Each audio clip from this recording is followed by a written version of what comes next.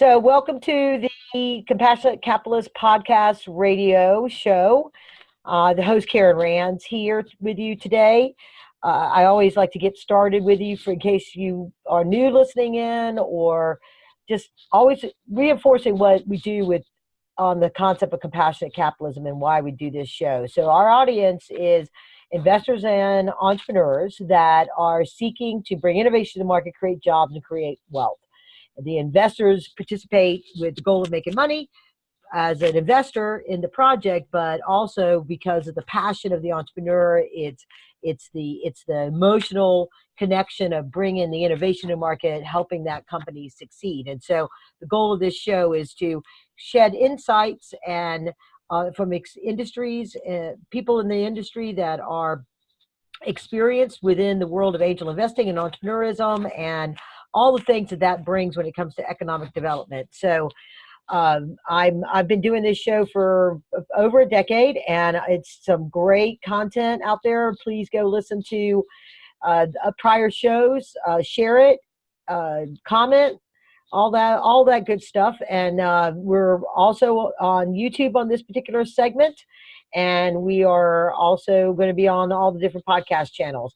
And I'm very excited because the guest that I have today is somebody that I met through LinkedIn, and I'm an economic junkie, if you will. I just think, to me, there's so much interesting things about how our economy runs, and there's so many predictable stuff and so many unpredictable things. And so whenever I meet a fellow economist and somebody that's deeply connected and committed to the entrepreneur community, it's a match made in heaven. And so my guest, Angelos Angelou, is that person.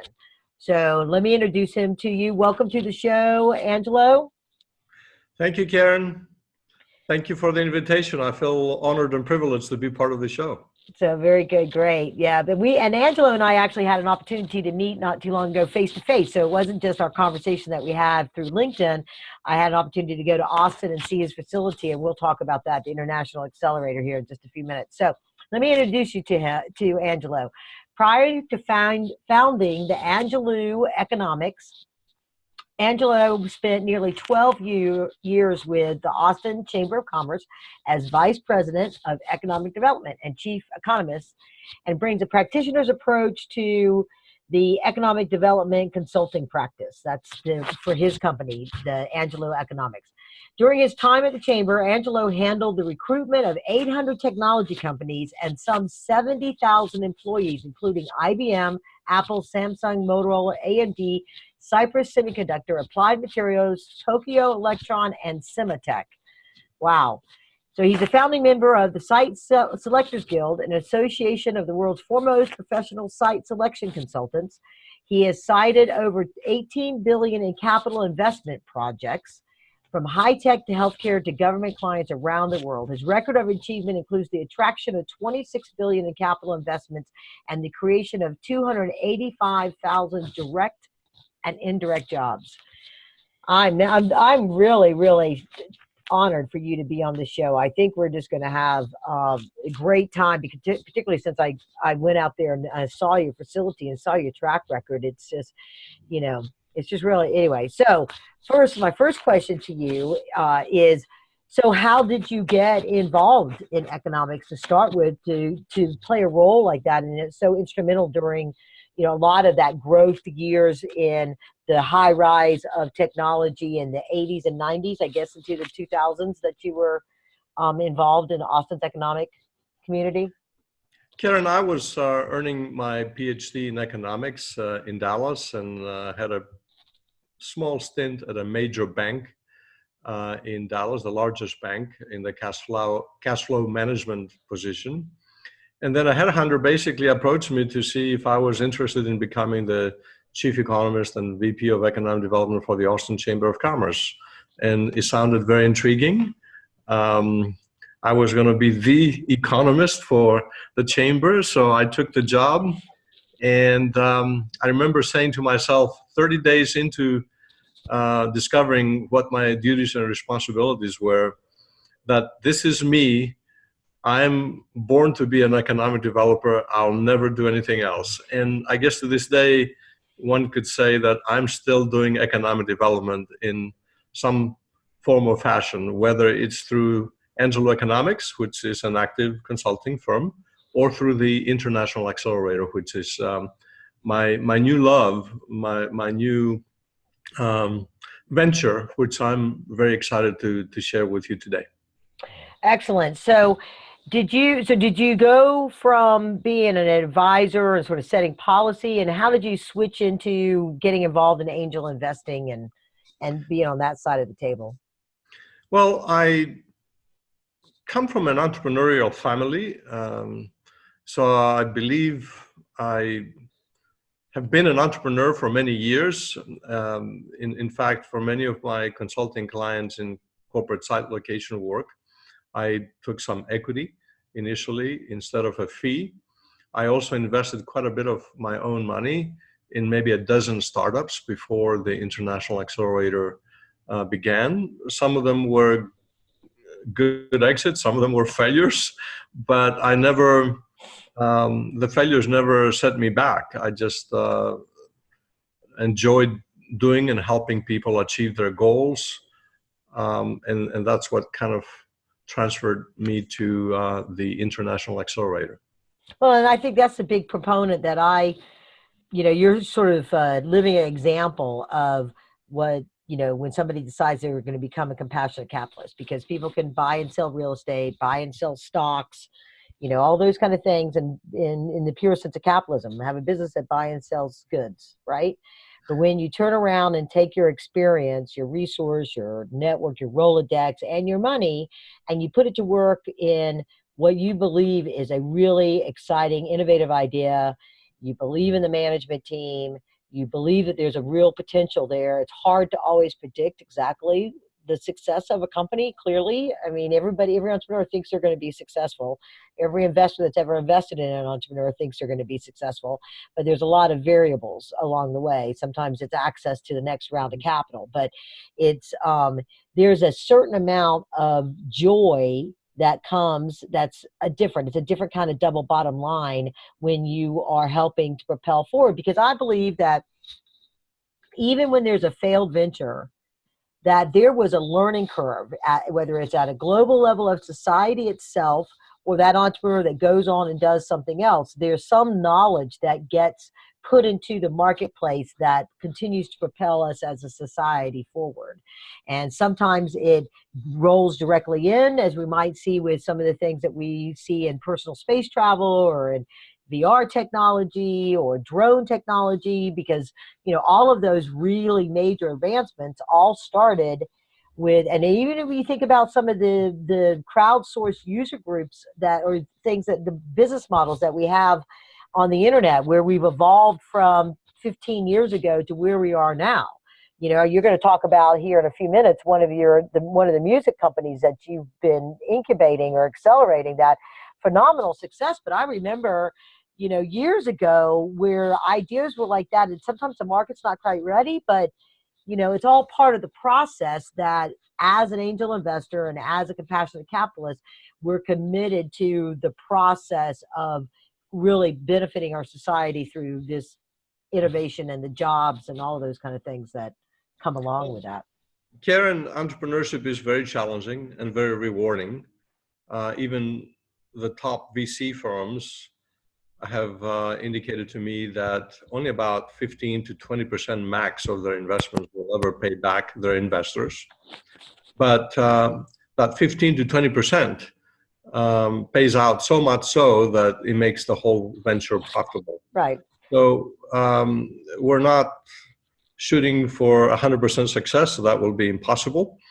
We're striving to have more than 15 or 20% of our portfolio companies be successful. But the real winners are going to be very few, and we're counting on recruiting and growing those businesses at the International Accelerator. I guess what made me go into the International Accelerator was a bit of a disenchantment, seeing so many communities spend millions of dollars preparing mega sites just to attract that one auto plant or data center, which is like looking for a needle in a haystack. And I thought there is a better way of really creating economic development opportunities. I've always preached entrepreneurship is key to that success. In fact, my thesis was, let's not take all the large companies for granted that we have today. They all started as entrepreneurs, whether it's Right. IBM or Motorola or any other companies. And therefore have been preaching and teaching entrepreneurship and creating an entrepreneurial ecosystem for many of my clients. I've worked on over 600 cities in the US Oh, really? in preparing their economic development strategies. And let me tell you, entrepreneurship has been at the center stage of every economic development strategy I've developed. So I believe in this. It's easy. It requires fewer resources. It requires smart resources, but every community, however small or large they may be, they have an opportunity to create an entrepreneurial ecosystem. Yeah. Oh, absolutely. That's one of the reasons why, with the advent of the Jobs Act, and I see in around Atlanta area where I am, we have dozens of accelerators and incubators, and we've tried to reduce the barriers between, or the walls that existed between investors and entrepreneurs, but we have to. Lots of people wake up saying, "Oh, I want to be an entrepreneur," and they come up with an idea and they do that. Not everybody's wired that way, and so, but why can't what are we going to do to do the other side of the equation that says, I want to wake up and I want to figure out how to invest in an entrepreneur and help an entrepreneur succeed. And so that was kind of like the whole reason for my book. You've approached it with your International Accelerator. I'd like you to sort of take a step back and say, so, people all the time have ideas of where they want to give back, or they feel like they can provide the mentoring, the training for the entrepreneurs to accelerate their business. So talk a little bit about the difference, the reason why you did an accelerator over an incubator, and then why you chose to go after this niche focus of the international aspect of your accelerator. Well, I took my cues, I guess, and clues from the Austin entrepreneurial ecosystem. There's over 40 incubators and accelerators in Austin. So there's plenty of places for any US entrepreneur to go to. But there was none in the US at the time, none of the accelerators and incubators focused on foreign-born entrepreneurs. So I'm a numbers guy, so I had to check out all the numbers and discovered that more than 50% of all entrepreneurs in the US are foreign-born. And nearly 80% of all the intellectual property, the patents in the US, are from foreign-born individuals living in the US, working for major companies, teaching at our universities, being our graduate students, or entrepreneurs themselves. And I thought, well, nobody's really catering to that market. And to this day, I believe we are the only accelerator in the US that is focused on foreign-born entrepreneurs. Last year, we received over 1,700 applications from 30 countries. And we chose 9 companies to join our program, invest in them, and raise additional capital for their continued success in the US. So our premise is there are plenty of ideas everywhere. We focus on this market because there's the greatest opportunity, in my view, from an investment perspective. We're often the first ones to see these startups. So there is a good choice of who we want to bring in, who is a good fit for the US market, and try to accelerate their growth in the US. Many of these entrepreneurs are serial entrepreneurs. So they're not a good fit for an incubator. They already have cashed out of other startups. They know the process. They know what they have to do.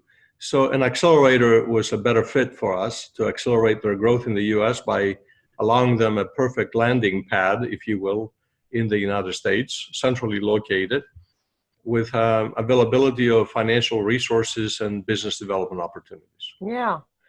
So now you've had the accelerator running for 7 years. Is that right? It's really been around for 5 years. Okay. We spent a lot of time studying what we needed to do. Our first companies actually were recruited in 2016. Oh. Quarter of 2016. The first formative years were spent on creating an ecosystem here in Austin of advisors and experts.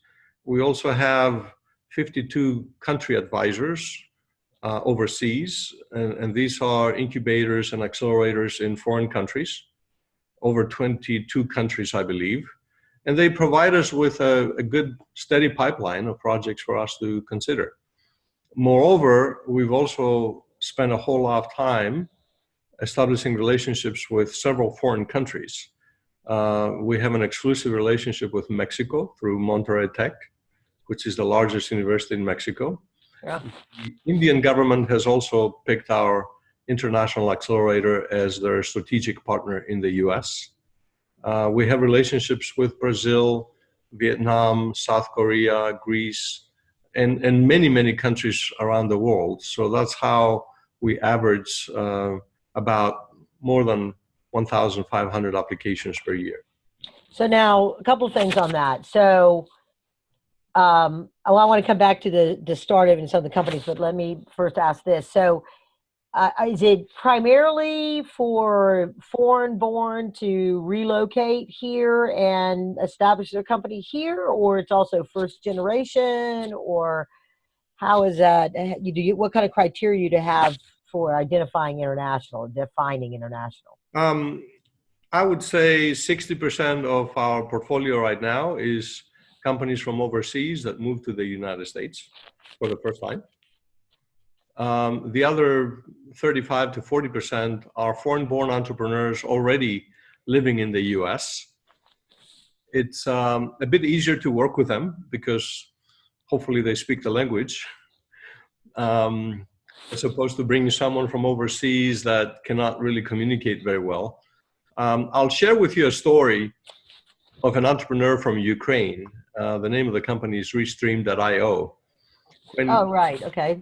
He first pitched to our group of mentors and our investment committee.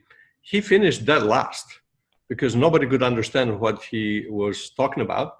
And he actually froze. He never spoke in front of so many people before. And one of our mentors and advisors said, this is actually the lowest risk, highest reward startup pitching today. And from dead last, they were propelled to number one. We believe they are going to be our unicorn company. They're the dominant player in the live streaming business today. And I wish in some ways that we were able to use their platform. Yeah, we were going to stream this to all viewing platforms around the world today. Maybe we'll do some kind of an economic conference specific to, I've done a couple of speeches on how to grow your angel investor and entrepreneur community to grow your economy at all the different levels. Maybe you and I can plan that, and we'll do it on Restream. And make something like that put together, since you've helped so many different cities do the same thing. I think that might be kind of fun to have a different kind of a conversation specifically to economic development. I think it will be a lot of fun. So currently we have brought to the US 18 companies. They have to be headquartered in Delaware with a license to do business in Texas. They have to be totally committed to the US market. It's not, we don't want to have anyone come here for a year and then go back to their country. So even those that graduate after a year, they all stay in the Austin area. They can relocate anywhere in the country. We don't really care, but the first 12 months they have to be in Austin. Our program is 12 months long. We take an equity position in those companies, and everything else is free. We typically raise at least $500,000 for each one of them. It could be $1 million, it could be $2. For the first 9 companies in our program, we've raised close to $19 million. And you do that just through your network because people know the quality of work you're doing, or do you put them on road shows? Do you have events? How do you go about getting access to the investment capital? Or are there angel investor groups in Texas that are waiting to see what the next big thing is that you have? I think all of the above. There is a lot of angel capital in Texas and Austin particularly, a lot of venture capital. And our first goal is to get them an angel investor with maybe $350,000 to $500,000 in seed. And by the time they graduate, 12 months later, we want to take them through the venture capital round, the Series A funding. And from that point on, the venture capitalist really takes over the management and guidance of the company. And we look forward to a Series B and C and eventually an exit. Yeah. So now, you know, a lot of accelerators have, you know, there's a lot of accelerators out there, and maybe it's just I haven't spent as much time with some of the other ones, but it seems like your formula for success is stands above what I see in a lot of the other ones. The other ones, maybe it's not because it's not as outcome based. Maybe it's because it's more of a machine in effect. It's not as personal. Or, you know, is it the screening and the high bar you set for the companies coming in? Is it the hunger of this international new resident in the United States? What do you, or is it what combination or what of those things? Why do you think that you have had as much success as you've had in really just the 5 years that you've been doing this, to have a company like, and we could talk some about it, but of course, you know, the Restream IO, but also Pin Drop is moving and shaking, and that's you know, something that is on the surface looks like it's a business that a lot of people have tried and not been successful at, but they're making a lot of headway. I've looked at a number of these other ones. They're all very innovative. Anybody wants to go look at what Angelou is doing at the International Accelerator, it's iaccelerator.com. iaccelerator.com. You can look at the portfolio companies there. You can apply, something like that. So what is your secret of success? Maybe it's not a secret if you share it, but I really would like to see some of these accelerators adopt some of the best practices that I see coming out of your organization, if it's possible to recreate that. Well, Karen, one thing I would say is we have a custom approach to every entrepreneur, and we get personal. Let me say that at least 4 of them live at my house. Oh, that is personal. For the first 3 months. We're not a cohort, so I can accommodate 10 or 12 entrepreneurs throughout the year, as long as they don't come all together, which they don't. And, you know, at dinner time on weekends, we spend a whole lot of time knowing each other, learning their needs, both, I guess, business and emotional, because that's important. We don't want them to be working 24 hours a day and go crazy on us. We have some fun activities. We, however, spend a whole lot of time outside of the office talking about business and potential clients that we can have them talk to, or potential investors. The coaching and guidance at our office is every minute, every hour we are with them. We're not a co-working space at all. From opening a bank account, for trying to help them get a visa, to trying to find them proper housing, to get them a driving license, to get them an employment identification number. We basically provide everything. There's not one thing that they ask us that we say, no, we cannot do that, or we don't do that. We do everything for them. We become a co-founder of these businesses in the US. And that's what I think they appreciate. A lot of that stems from my own personal experience. I am a foreign born. I came from Greece when I was 17 years old to finish my last year of high school in the US under a government scholarship. And I would say a lot of people helped me out. And what I regret is some of them did not even know that they helped me out, and I never got to thank them. So a lot of this comes from my desire to help others succeed. And, we are basically enabling global entrepreneurship here in Austin, one startup at a time. And to see these folks succeed, these entrepreneurs achieve their dreams is very, very satisfactory for me, as well as for my investors. Yes, I bet. Well, yeah, because you've had one out of your group that it doesn't look like they're quite making it, but you're above average when it comes to the successes that you've already seen and the track record of, or the pathway that some of the other companies are on. Do you want to? I want to understand. I want to understand the pin drop. Mm-hmm. So, when you saw that, because I've seen business models, at least based on this description. Pin Drop is a free music discovery platform designed to recommend emerging artists to their relevant audience. Mm-hmm. As a casual listeners, get free, unlimited access to Pin Drop's music library. As an emerging artist, your unique sound is characterized and recommended to listeners.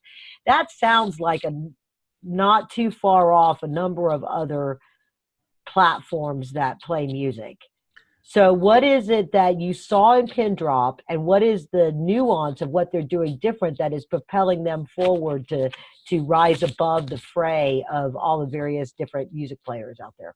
Well, seemingly when we first saw them, we thought, well, there's too much competition in that space, Pandora, Spotify. But then when we took a closer look, we found out that they don't have any competition. They are focused on emerging artists, and they have terrific technology utilizing artificial intelligence and machine learning to promote new artists. As a case study, I introduced them to a music band here in Austin, who is a very well-to-do individual. He had a $1.1 billion exit from France, and he started his own band. And for 2 years, he spent a lot of money on Spotify and got less than 500 streams of his music.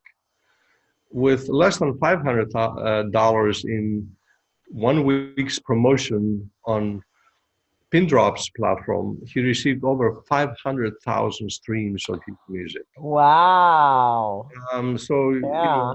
How can you not be I guess you could say, delighted about those results? How could you not invest in this company? Yeah. So did that guy that got his 500,000 streams, did he turn around and put the money in them as an angel investor? Well, we're talking to him. He may be hopefully an investor in this. Yeah, it's like, that's proof of the pudding, guy. This works. It worked for you, Not only he promoted his music, but his son is also a musician, and his son's music was even a little bit more popular, over 600,000 streams. Oh, wow. But we saw that this thing works. And moreover, when we looked at how much money they spent thus far and compared to how much money Spotify and Pandora spent to get 8 million users, we thought this was night and day. I mean, Pin Drop Music spent less than $350,000 to get 8 million users. Pandora and Spotify spend millions of dollars to get to that level of usage. Well, that goes to that innovation that I say. You know what I mean? Everybody talks about leapfrogging the next person, but in each process where you have an advancement of innovation or business processes or business models or just knowledge or whatever, I was we evolve and business becomes, that's why existing businesses have to totally stay up on it, because Pandora got leapfrogged by Spotify because they never really figured out how to monetize all those free listeners they have. And then, now you have that next gen of music listening that, can go and hopefully they don't get gobbled up and get squished. I was thinking about that today when we used to have, I have a flyer downstairs from a thing called Web Outs. It was where somebody would walk out. I don't know if you remember, they used to walk out on when you pull up the website and somebody would be talking to you about, here's how you go around my website. Here, welcome to my website. Like they were walking, and it was really cool, a novel at the time. And I don't know anybody that's using that. And even like with pop-ups, all pop-ups have changed. So everything constantly evolves. And that's why I think as investors, entrepreneurs, it's always, what did you learn from your success, your failure, really understanding the marketplace, what are different things that people are doing and why it's working or not working.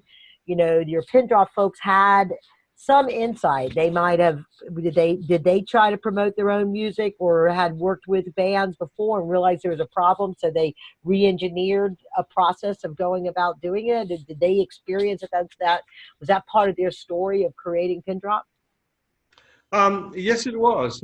Music it was a sector that we were not really accustomed to. We were impressed with her team, with her performance, with how well they utilized the limited resources. And we thought, why not take a bet on this team to bring them to the US? Eventually, this is the largest market in the world, but they have quite a bit of following in India. They eventually may also enter China. So the prospects of their growth in the US were so promising for us that we felt that we could raise the capital that they needed. We're currently raising about $1 million for them. We're very close with a very well-known Japanese company that might invest at least $300,000 in them. The International Accelerator is also making an investment. So we feel pretty comfortable that this company is going to be very, very successful. Along with Orbit, which is a Romanian company, a fintech company that has the best technology for facial recognition as facial pay.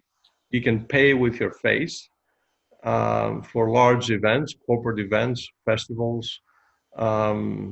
It's basically an intro to a cashless payment system that many countries do not have, and I think their prospects, particularly in Asia and in the US, are very, very good.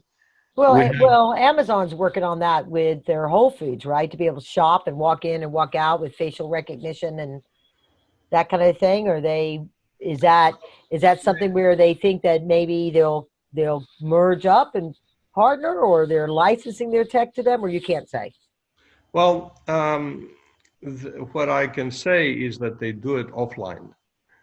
So you don't have to have internet connection or cellular connection. They use blockchain technology for every device.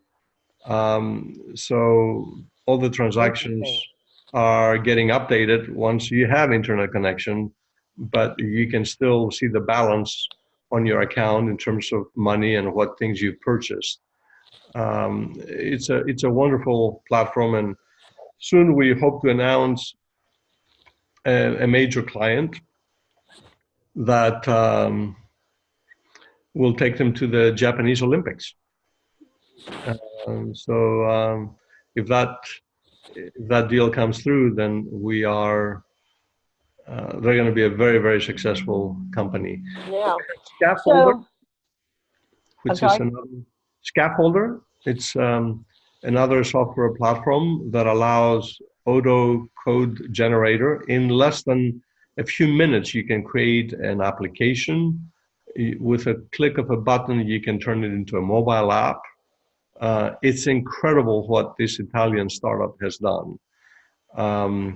Big Time is yet another company in our accelerator. It's automated appointment system for small businesses. They already have 16 to 17,000 businesses use their platform. They're growing at a rate of 3 to 4,000 per month. And Wow. we hope that they'll get to 15, 20,000 per month growth. Yeah. And I It's think just exciting. And then you've got them moving through there and new ones coming on every year. So I want to encourage folks again to go to iaccelerator.com, and accelerator, in case you're not sure, it's one L. I always misspell it.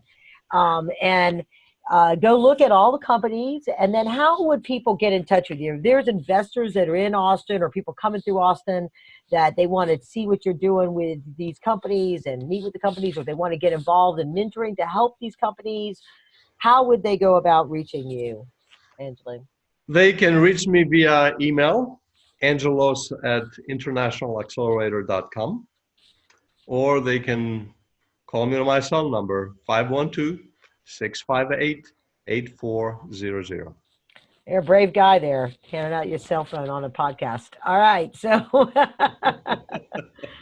um, so good. Well, I really appreciate you being on the show today. Any final comments that you'd like to share to encourage entrepreneurs or investors out there listening to this podcast or watching it?